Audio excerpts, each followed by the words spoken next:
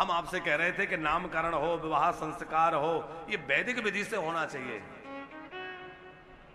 आजकल एक परंपरा और चल गई है, शादी ब्याह होता है तो 20 लाख 50 लाख रुपए लोग खर्च करते हैं, बड़ा भारी महोत्सव उत्सव होता है।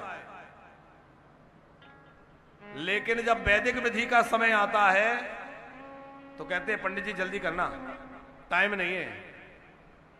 अब आप ये बताइए कि बैंड बाजा बजना शादी है, नाच गाना होना शादी है, कि दावत पंगत होना शादी है, कि फोटो वीडियो बनाना शादी होना है? विवाह किसको कहते हैं?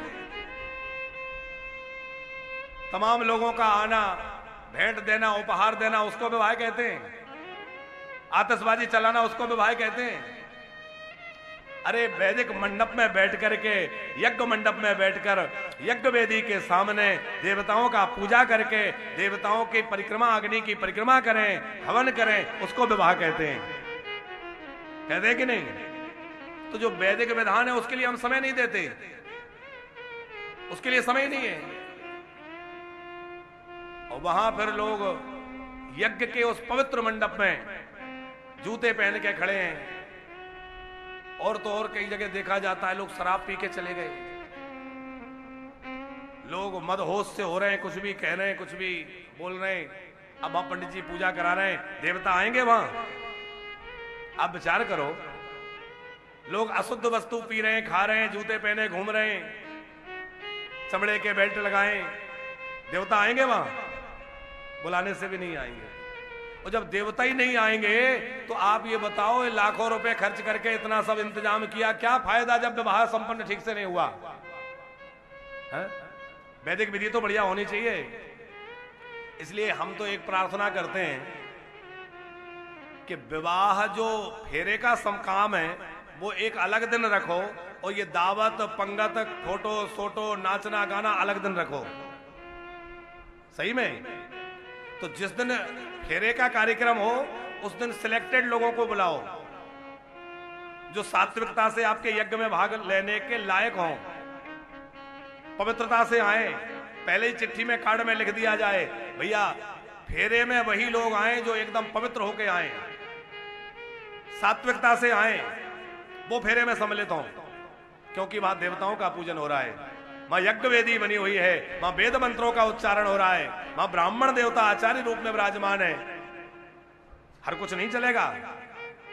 और बढ़िया विधि पूर्वक वहां देवताओं का पूजन हो, विधि पूर्वक नांदी श्राद्ध आदि हो, फिर कन्यादान हो, बागदान हो। विवाह में 5 चीजें मुख्य होती हैं: कन्यादान, बागदान, सप्तपदी, अग्नि की परिक्रमा और सिंदूर दान। तो ये सब विधि पूर्वक वहां होना चाहिए।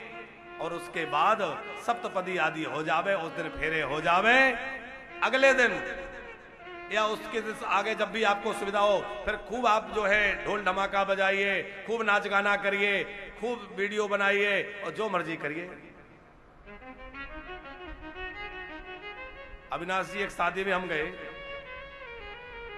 वो बहुत आग्रह था यजमान का कि आपको आना है। वैसे तो कथाओं से समय मिलता नहीं, अवकाश था और प्रेमी थे तो हम पहुंच गए। तो जब हम उनके यहाँ गए तो हमने देखा कि वो वीडियोग्राफर जो थे वो महाशय बार बार पंडित जी को कहें इधर खसकिए, थोड़ा इधर होइए, आप थोड़ा इधर करिए। हमें वो अच्छा नहीं लगा।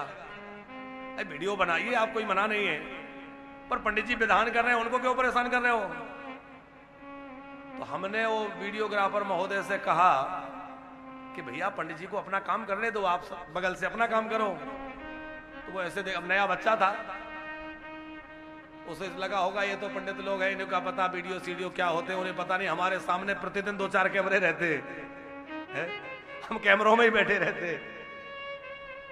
तो वो बोला कि आपको नहीं पता, ये तो सब चले जाएंगे, पंडित जी भी अपने घर चले जाएंगे, बाद में ये वीडियो ही काम आएगा, इसी को लोग जीवन भर देखेंगे।